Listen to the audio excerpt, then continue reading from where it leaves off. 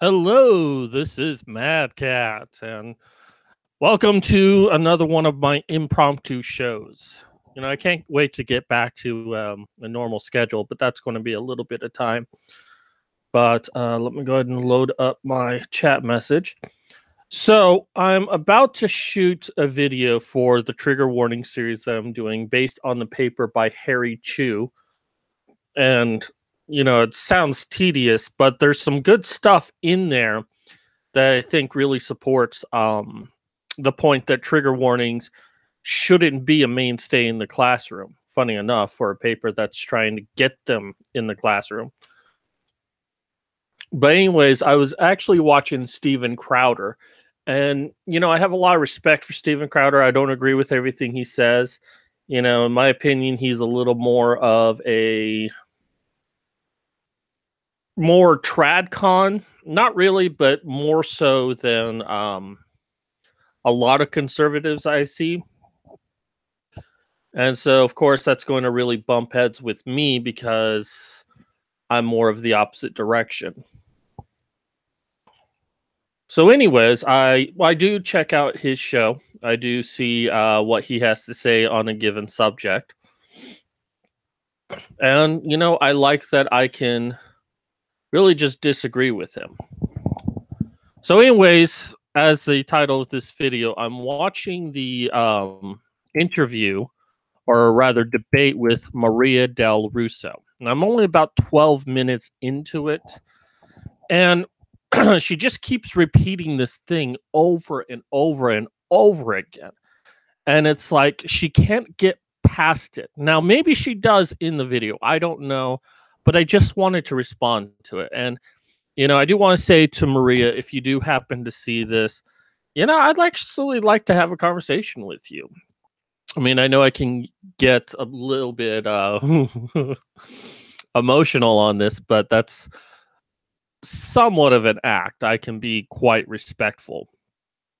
And, I want to talk to people who disagree with me because I think we can discover new truths, not really change each other. And as you said, changing a person's perception and their ideas is next to impossible. But I think between us, the viewers would see new truths, new ideas.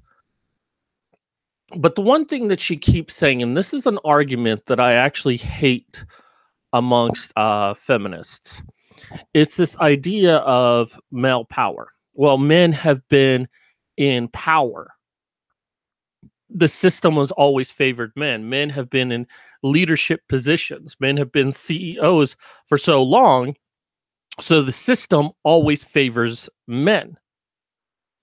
And the problem I have with this is it's a top view only. It's not a top looking down.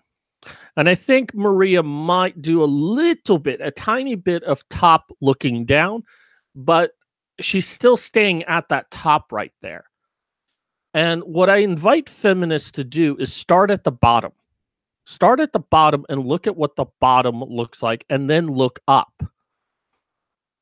Because, yes, throughout history, men have been in positions of power. And many times those positions of power was not granted to these men, but rather a birthright that they had into that position of power. I mean, especially when you consider royalty within Europe, with the that a lot of people in positions of power were granted it just because they were born within this family. And yes, I will agree that the majority of them were men, but some of them were women. But the problem with this is, while I recognize that a lot of men throughout a lot of position of power was given to men, either through election or heredity, I disagree with the notion that that because men have been consistently in power, it gives men certain advantages even today. Because what percentage of men have been in power? 10%? And we're talking about of all human history. 1%, 0.1%, 0.01%. The thing of it is that using the argument, well, men have always been in power, so that means that men decided what was right. That's true, but that's not evidence of patriarchy. That's not evidence that men always had advantages. That's not proof that all men benefited from this system. And I will even call it patriarchy, although I would argue that patriarchy in this government hasn't existed for the last 50 years. And I might even argue more than that, but I'll at least give 50 years it really hasn't existed. Pretty much since World War II, when women were like, because men were off at war, we needed women to work, and that started to change the concept of patriarchy. It was a slow change, and I'm glad the way it is now, but when you only look at the very top and say that this is representative for all men, it's intellectually disingenuous, because most men suffered throughout history. I mean, you really look at the bottom, even the middle, but mostly the bottom, men were required to do a lot more. They were required to go to war. They were required to die for the state. They, either you were a farmer where you had to work outside for long hours of the day. And most of the time, well, I won't say most of the time, I really don't know, but I do know that in some situations, women had the advantage of not having to work outside. Now, some farms might have required it, but if it was afforded to women, women would choose to stay inside. And then, of course, when you have things like silver rushes and gold rushes, there was mining. Well, the problem with mining is it's a highly dangerous career, but it's also a good paying one. It was very dangerous. And this was something that men mostly did. There was evidence of female miners. Even in the 1800s, there were female miners. But mostly it was men that would have to put their lives on the line. And yes, they were working for the man, but I would not call that indicative of, like I said, I'm willing to call it patriarchy, but I'm not saying the idea, well, patriarchy hurts men too. I feel like that's an escape, because feminism defines patriarchy as a system that favors men, that allow men to control things. And yet it's a system that also hurts men at the same time. And to me, that's not a patriarchy. I mean, I understand the definition that people use, and technically it is, but I don't think that that's really so much a patriarchy as it is the establishment. And in the last 100 years, the establishment has slowly changed to now where it includes women, that it also uses things like feminism as a tool to try to control the population. And that's why I disagree with this notion that today, because men have been in power throughout history, men have certain advantages.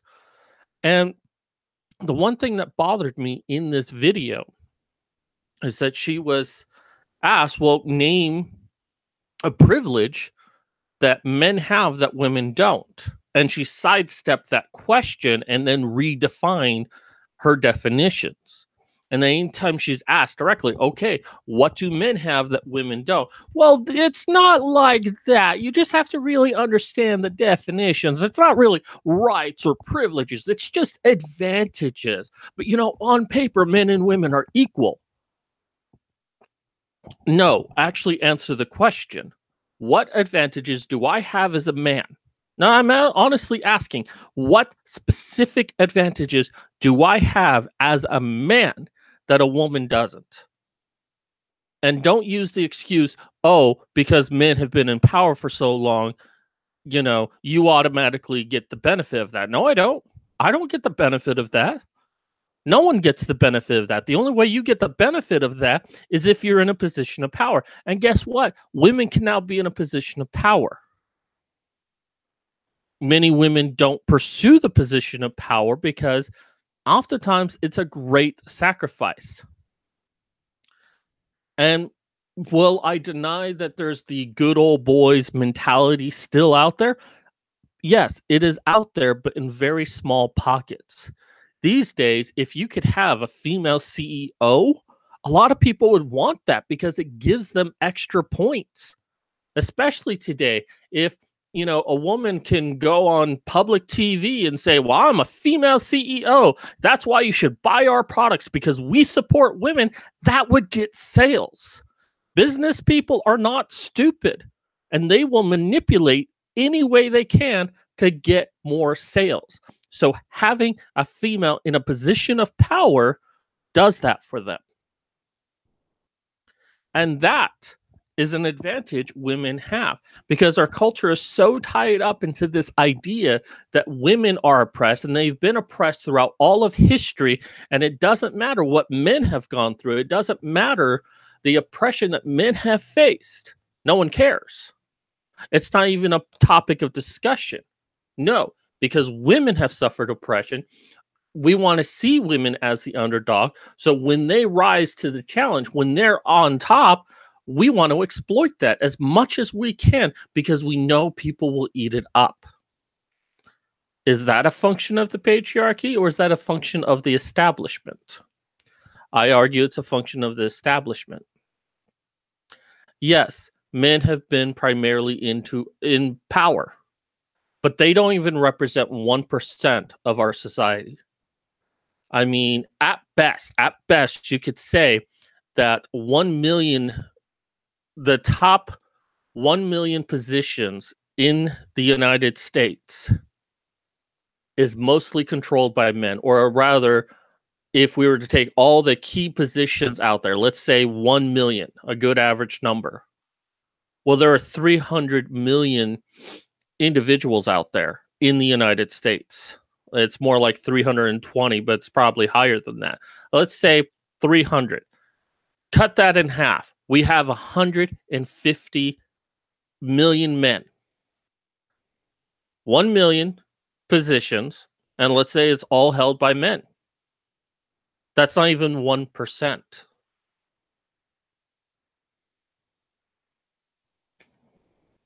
We're talking about maybe what, 0.7, 0.5? And that's being kind.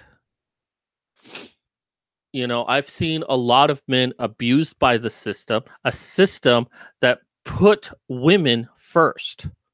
And you're telling me that the patriarchy designed the system that was ruled by men, designed by men, for men, that put the needs of women above all else. That's patriarchy?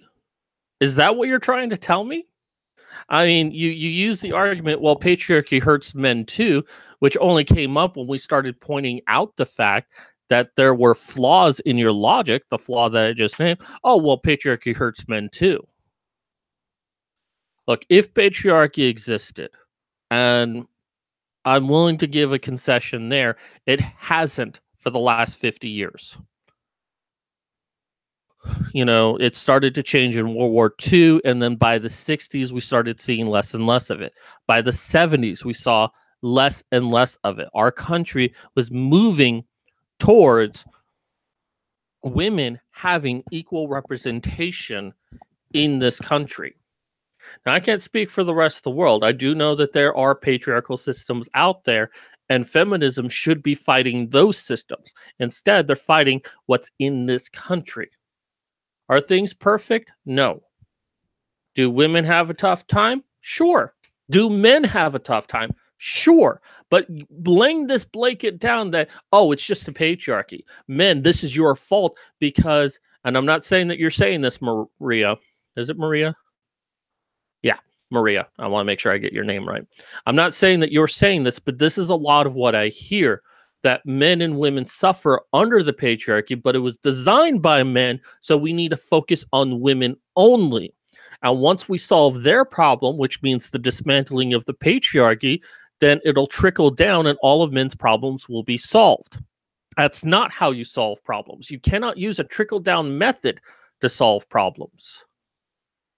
You know, you've got to actually find the underlying cause to all of this, identify what the actual problems are, and then start looking at what's causing these problems. And it's not any one thing. We can't just say, oh, it's the patriarchy.